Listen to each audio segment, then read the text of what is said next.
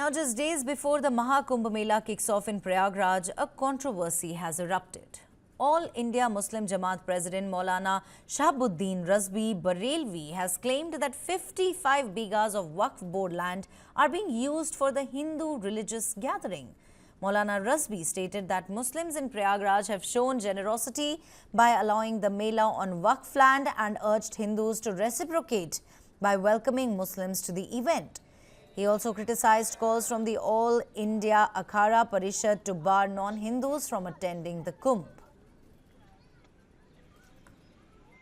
कुंभ के मेले में जिस तरीके से अखाड़ा परिषद, नागा सन्यासियों ने और स्वामी बाबाओं ने मुसलमानों के प्रवेश पर प्रतिबंध लगाया, उस पस मंजर में अगर देखें तो खुद प्रयागराज के जो मुसलमान हैं उनमें से एक सरताज नाम के हैं, उन्होंने इस बात की जानकारी दी और कहा, एलानिया तौर पर इस बात को कहा कि जो ज़मीन है, जिस ज़मीन पर, ज़मीन के बहुत सारे हिस्से पर जो शामियाने तंबू वगैरह लगाए गए हैं, इंतज़ामात किए गए हैं, मेला लग रहा है, ये वक्फ की ज़मीन है और वहाँ के मुसलमानों की ज़मीन है। मगर दरियादिली देखिए मुसलमानों की कि मुसलमानों ने कुंभ के मेले की तैयारियां, शामियाने और पिंडाल, रोड और सड़कें और खड़ंजों पर कभी मना नहीं किया कि यहाँ पे मत लगाइए। और तंग दिली देखिए अखाड़ा परिषद के लोगों की कि वो लोग जो है वो मुसलमानों के प्रवेश पर वहाँ पे ठेला लगाने, खोंचा लगाने से भी मना कर रहे हैं।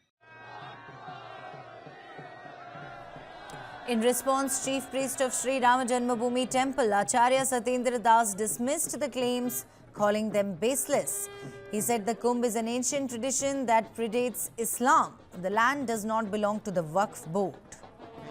Other priests echoed similar sentiments, alleging that these claims are part of a larger conspiracy, saying those who divided the country along religious lines are now attempting to take over Indian land through the Waqf Board. Listen in. धर्म के नाम पे देश का बंटवारा कर लिया। वो वक्फ बोर्ड के षड्यंत्र में पूरे भारत की भूमियों को हथिया रहे हैं। ये षड्यंत्र असफल कर देना चाहिए। वक्फ बोर्ड की अवैध जमीनें जिस तरह उन्होंने अवैध रूप से कब्जाई हैं, वो सब सरकार की हो जानी चाहिए। Adding to the debate, VHP national spokesperson Vinod Bansal accused the Waqf Board of stirring controversy. The dispute has sparked sharp reactions from both sides, with many calling for the focus to return to the spiritual significance of the Mahakumbh. Meanwhile, preparations for the event continue even as the controversy dominates headlines. बात यही है कि यह प्रयागराज का जो कुंभ है वो बहुत प्राचीन है और जो कह रहे हैं कि उस समय इस्लाम का जन्म भी नहीं हुआ था, तब से ये कुंभ बराबर चलता आ रहा है। और कब किस समय में ये क्यों यह कुंभ है और कैसे है, ये सब इतिहास उनको पता नहीं है। इसीलिए कह रहे हैं कि वक्फ बोर्ड की जमीन में है।